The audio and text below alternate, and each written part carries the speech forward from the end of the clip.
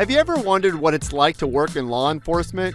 Here on Behind the Star, we share stories about the Orange County Sheriff's Office, Central Florida's largest law enforcement agency. From forensics to dispatch to the deputies on patrol, we'll talk to the brave men and women who protect our community. This is Behind the Star, the official podcast of the Orange County Sheriff's Office. Welcome to Behind the Star, the official podcast of the Orange County Sheriff's Office. My name is Jon Busdeker, your host here at Behind the Star, and I hope you had a chance to listen to our last episode. We were over at the Central Florida Intelligence Exchange. Super fascinating. If you missed that one, go back, listen to that one. But if you did hear that one already and you're looking for a new episode, we got a new one for you this week. And I'm really excited because we're talking bikes this week, not motorcycles. We're talking regular bicycles. And I like biking. I like mountain biking. I've done this class. And so I'm really excited to talk about this. And so before we get too far, I want to introduce Sergeant Wayne Lenihan, who teaches our bikes. He's an instructor with our bike school. Welcome to Behind the Star. Thank you. Glad to be here. So Wayne, we're going to talk all bikes today, and I want you to start off. Why don't you explain kind of what this bike school is, and also why do we even have bikes here at the Orange County Sheriff's Office? Sure. We teach bicycling mainly because it's a tool that we use in several different aspects. We use the IPMBA, which is the International Police Mountain Bike Association guidelines. And that teaches different skills for proficiency with the deputies on the bikes. And we're going to go through kind of what that is because it's not just like riding a bicycle. There's a few more sort of things to this, not just like, hitting up the kickstand and going out for a little joyride. There's more to it. So why don't we talk about this a little bit because I've been to this bike school. I shot a video on it. If you want to, you can go to our YouTube, you can go to our Facebook, you can search for bike school, you can find the video that we did. It was a lot of fun. It was really challenging. So when you say bike school, it's not like in the parking lot. Like you go out and do a lot of stuff, and it's like a whole week of training. Correct. We actually do different lengths of rides to different distances. We do off-road rides to work on the proficiency and the skill sets. But there's a lot of cone work too. To build up those proficiencies. So this way they're able to brake quickly or divert a crash or jump a curb or control a downhill travel. And we're going to get to all those things. Why don't you start off, because it's a 5-day class, correct? Correct. So why don't you start off day one? I'm new. I have a bike. Do you issue me a bike? Do I bring my own bike? How does that work? Well, with the Sheriff's Office, depending upon what squad you're on, they have bikes assigned to them. If not, there's bikes that are used for the bike school. So the first day is a lot of education about the bike, the tool that you're going to be using, how to use the gears and how to use the brakes, proper nomenclature of the bicycle. Then we actually go out and we teach them how to check their bike for a safe ride. We also check their equipment, reference helmets and glasses, seat heights. That's very, very important.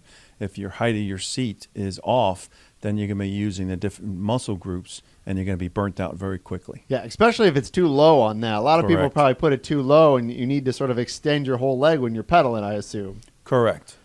And so who signs up for this class? And once again, I want to go through more of the days, but before we get too far, like, who signs up and what's that first day like? Are people like, well, I've been riding a bike all my life. I know what I'm doing. Or is it, I haven't rode a bike since I've been in elementary school. This is like brand new for me.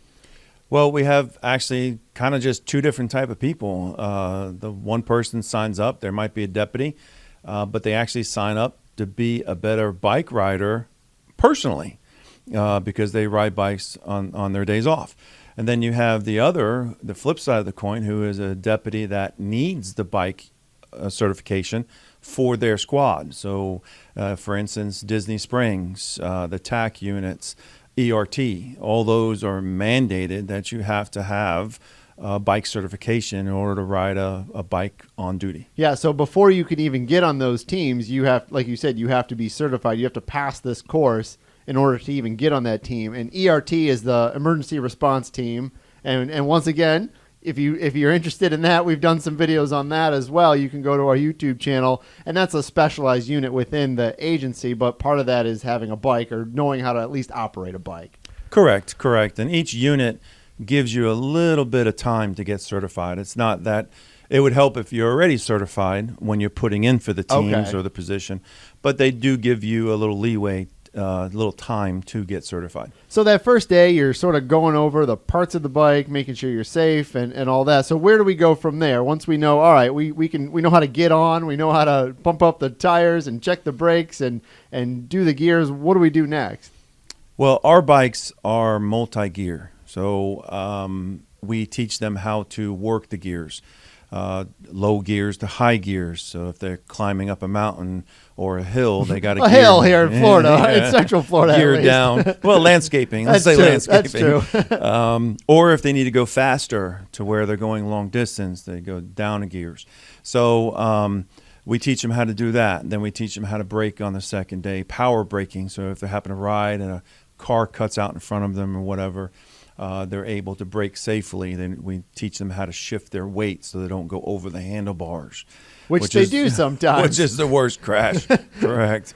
And when you say these classes, I was only there for the one, but there was like 50 people there. I mean, it was a big class. Was that a big class, the one I attended, or was that pretty normal? The class that you were in, it was big. We try to keep it around 30, and your class that you attended was a little bigger than that. Just because of the amount of individuals we need to get ready to get on the ERT, which is the emergency response team.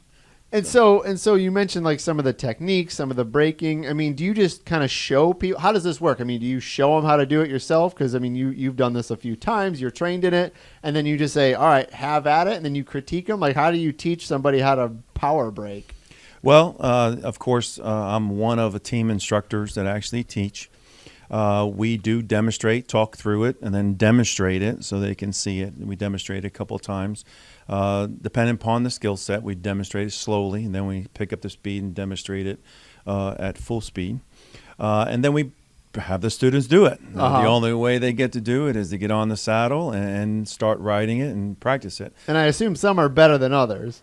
Right. So like I said, you had those that have never rode a bike before, and those that ride a bike personally, for quite a bit, and we can tell the difference by that first day or two, who is going to kind of enjoy the class and who might fall down every now and again. and you say that, it's funny because like I ride my bike a lot, but it is a little bit different. I mean, yes, it's a bike, but some of the moves that you're doing, some of the terrain that you're on, some of the gear you have, it is a little bit different than just going for a little joyride through your neighborhood. Yes, we tend to stress the rider because we want to try to, in that week class, give them all the possible situations that they might come up. So we do a slow ride, a slow box, which is very slowly making turns, and serpentine and quick turn. So there's a lot of different techniques or skill sets that we try to prepare them for. Then we actually take them on a ride through different traffic, through neighborhoods, at nighttime, so they can hear the difference and hear how far noise travels at night. And that's usually on Wednesdays. And I know the day I was there, we were out in the woods doing like a trail ride, and that was even different because I think a lot of people, once again, they might be used to taking their bike out to go up to the store or just go around the neighborhood, but going on a trail after it rained, nonetheless, is a little bit different. It's hard. Yes. We tend to do the nature ride towards the middle or towards the end of the course, because the nature ride between the sugar sand and the roots and the up and down hills, believe it or not, and the slight jumps and the ascents that you're going to have to pull your front tire up to clear a certain obstacle, they're all tested during that time. And that's usually when people fall. Yeah, so, during the roots and the moving up and down. Yeah, once again, if you have time, go to that video because I got a lot of good falls that day. I shouldn't say good falls, but everybody was fine afterwards. Nobody hurt themselves too bad, I don't think. So after this 5 days, after this class, hoping to get certified, like what do you have to do? What's sort of the final test to make sure you get this certification? Well, they're actually being evaluated through the whole week, but the last day is actually all the cone courses that they have to pass. And I say cone courses because we set up the cone courses for a 9-foot box, which means they have to go very slowly through 3 times each way, and that works on their balance. Then we have the different serpentine drills and so forth that they have to be tested on. But then it's also a written test. It's not only practical, but the written test is to make sure they understand how to operate their bike in traffic and understanding what is needed on their bike for safety, reference, lighting, reflection, clothing. This is all important stuff, helmets and so forth.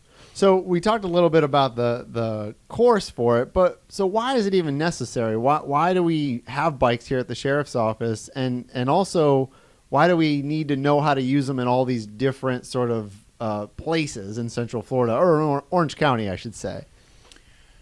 Well, you look at it this way. Every piece of equipment that deputies use, they're trained on.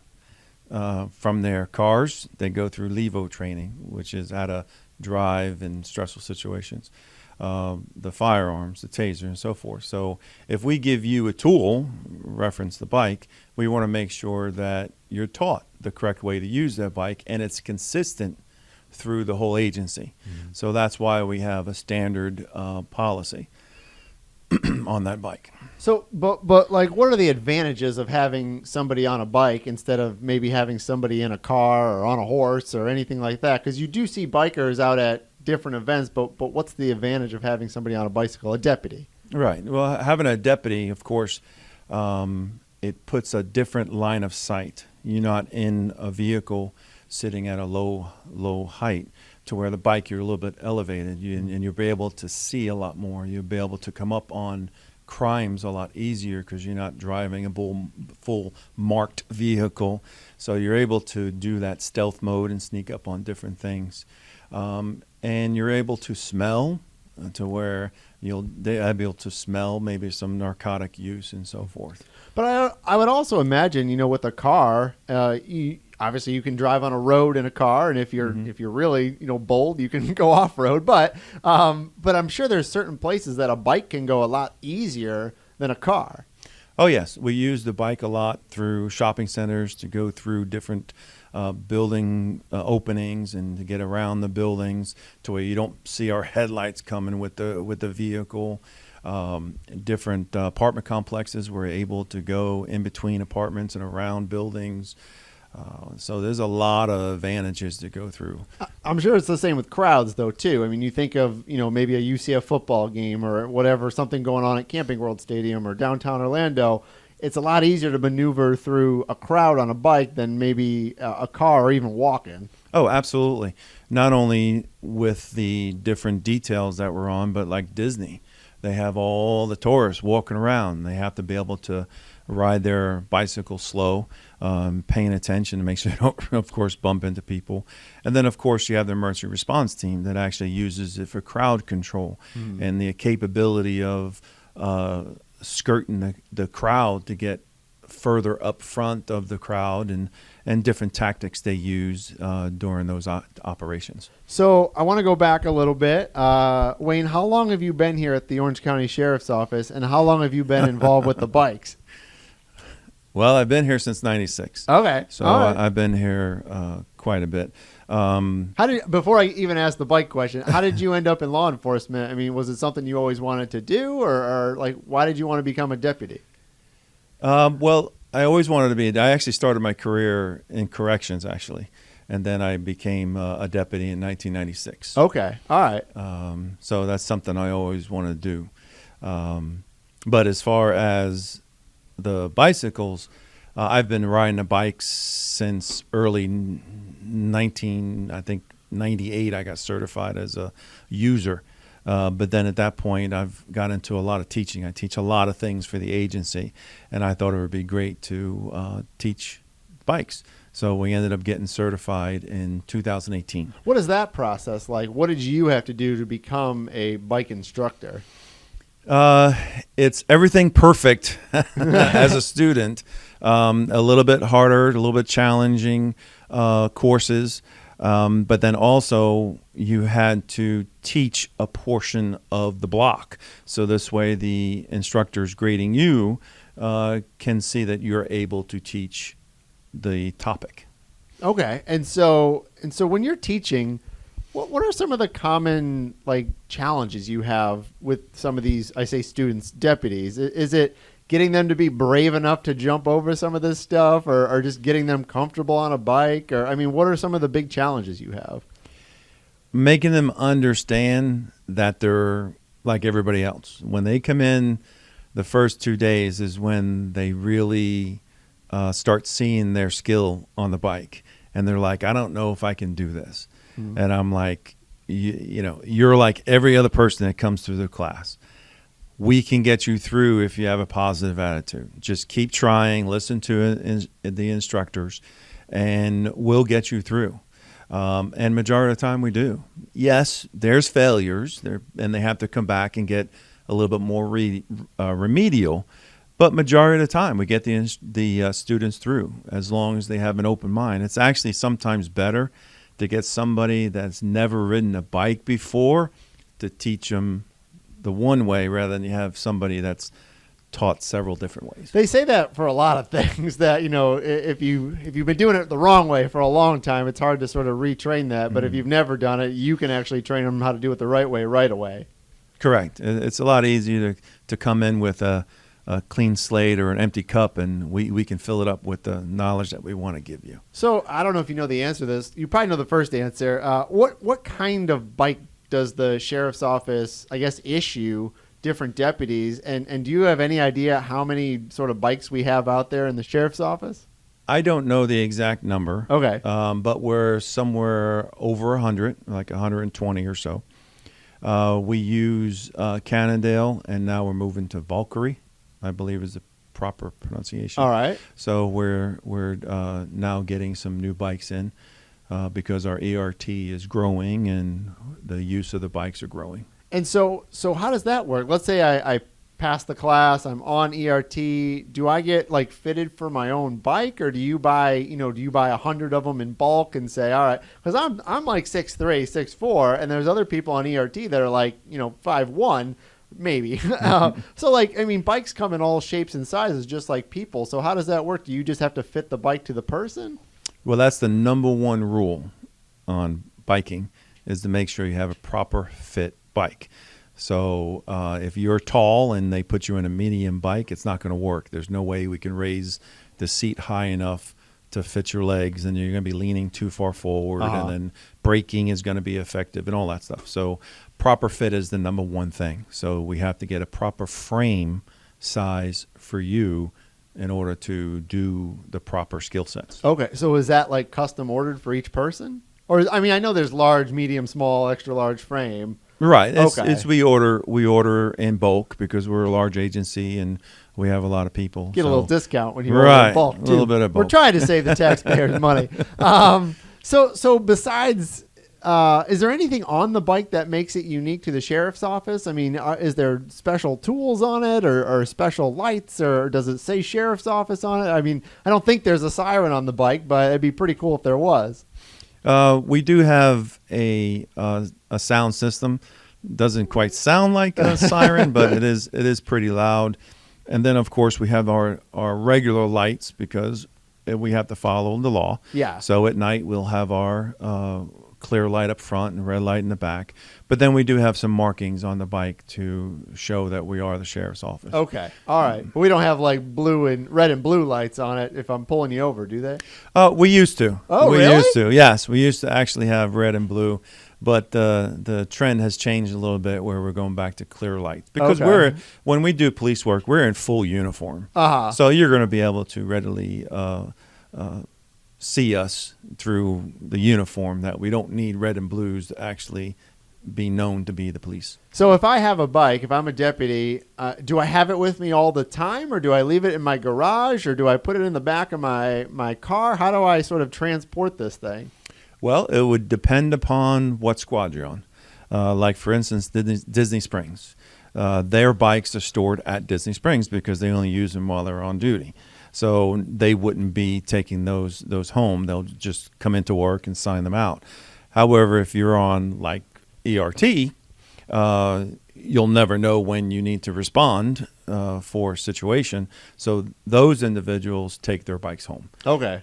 Do they leave? But they don't leave them on their car or anything. They just leave them in their garage at home. Well, they'll transport them. They got a bike rack. Okay. So depending upon where they're working for that particular day, like ERT members are throughout the whole agency. Yeah, and you can be called to a response any minute, I guess. Correct. Okay, so you got to have your bike with you just in case. Correct. Okay. All right. Do during this course or even afterwards, do you teach them how to care for the bike as well? I mean, if they get a flat tire, I assume you just don't assume they know how to change a flat tire, so you'd have to show them like how to do that. That's actually on day one. Oh, okay. So day one is tire repair. Ah. So everybody gets to change the tire on their first day. Okay. So what if the chain pops off though? Do you show them how to do all that? If it comes off the chain ring, yes, it's very easy to put on. We'll show them how to do it. But if anything major mechanical happens to the bike, it actually we prefer a trained mechanic fixes it. That's a good idea. There are some adjustments that we show the students, reference seats and brakes and so forth. But anything past that, we recommend that they go to a licensed mechanic. That makes sense. You don't want to messing it up. Right, right. So one thing we didn't talk about while we were talking about the class that you teach, you and other instructors, is part of it is also learning how to get off your bike and shoot with your firearm. And so maybe talk about that. Why do you train that? Because I will say, when I was out there shooting video, that was one of the most sort of action-packed part of it. So why do you train to do that? Well, you never know the situation, and we always train for that unknown. So if we're on the bikes patrolling, we want to make sure that the deputies have that muscle memory to understand how to get off the bike. So we teach them two different ways.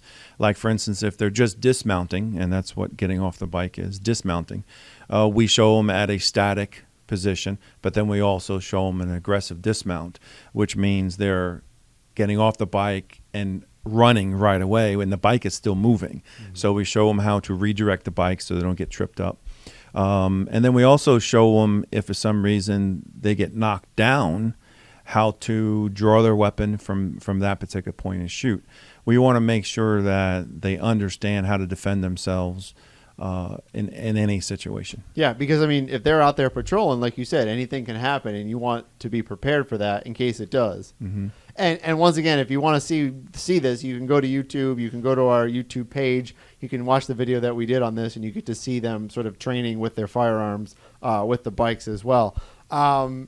I don't know how much you know about the history of bikes at the sheriff's office, but have they always sort of been a part of our agency, or was it something that was brought in the last 20, 30 years or so?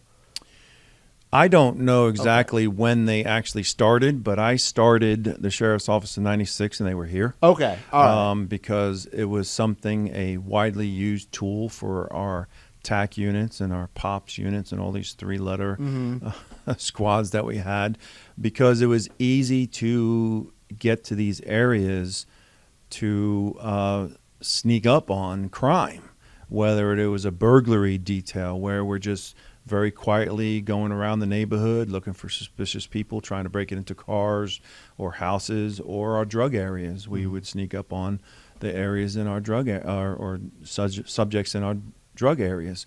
So it's been a tool for quite some time.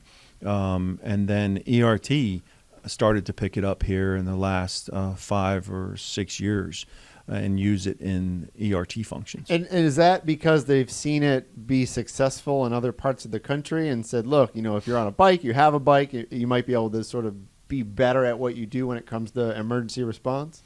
Yes, absolutely. They saw that it was a useful tool to help control the crowd and direct the crowd, Mm-hmm. and it's not so aggressive to where you have people in shields and riot batons trying to push the crowd, but these guys on bikes trying to push the crowd. Uh-huh. So it was a little less intimidating, if you will. It might be a little safer than horses too. I mean, as much as I love the mounted unit, and they have a role to play as well. I mean, if God forbid a bike got broken in half, you could always buy another bike. Whereas if a horse was injured in some sort of big event, it's harder to replace a horse. Yes, yes, and those horses are trained in some serious crowd. They movement are. too. Yeah, no, I know. I'm just. And I don't know how much they weigh, but they like 15 or 1,800 pounds.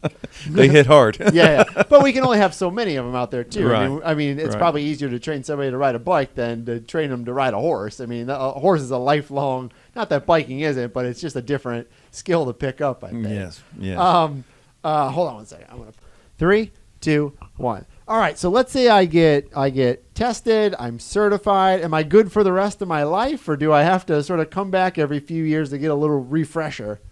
Personally, on your personal time, yes, you're good for the rest of your life. Okay. But if you're going to continue using the tool, there is squad level training that needs to be done.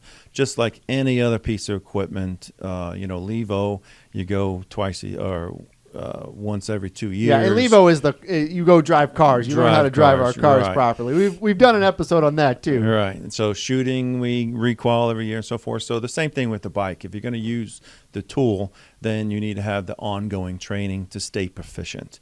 If you don't do something over a period of time, your skill sets tend to drop off, and then that's when accidents happen. So when these bike deputies are out there, because you do, like you said, you see them at Disney Springs. I think there's a lot in the iDrive corridor. Mm-hmm. Obviously during crowd events, big crowd events. What's usually the reaction that the bike deputies get when they're out there on their bicycles?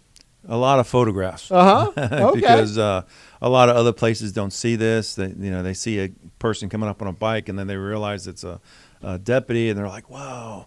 So a lot of photographs, a lot of thumbs up. So it's a lot more personable than in a car, because you got your windows up, you got the AC going, so you don't hear a lot of things, and you tend to be watching out for cars and so forth. So when you're on a bike, there's a lot more eye contact, so you get a lot more waves, a lot more interaction with the public. So right now, I think you're wearing long pants right now, Sergeant. Yes. But when you're out on a bike out there, are you wearing long pants, or do you get to wear shorts, or what does a deputy who's maybe patrolling on a bike get to wear? The agency actually has a bike uniform. Really? It's a bike shorts. Because of the constant movement, you want to wear special clothing, so this way you don't get injured. Your long pants getting caught in the chain ring. Yeah. Or are they shorter than normal shorts? Like, are they short shorts or not when you're wearing your bike shorts out there? We're not going to go Daisy Dukes, but they are shorter than the normal uniform because of the constant up and down movement with the pedaling. Plus the Shaving million degrees that it is here in Central Florida in July and August. Yes. And I think that's another advantage too. You mentioned, not everybody gets to see deputies and police officers on bikes. I mean, you think of some of our northern neighbors in different parts of the country, there's only a few months out of the year that you could really, truly ride a bike, whereas here, as hot as it is in the summertime, I mean, you can ride a bike in Central Florida all year long, so we sort of have a longer time to access this tool. Yes, actually up north, they do ride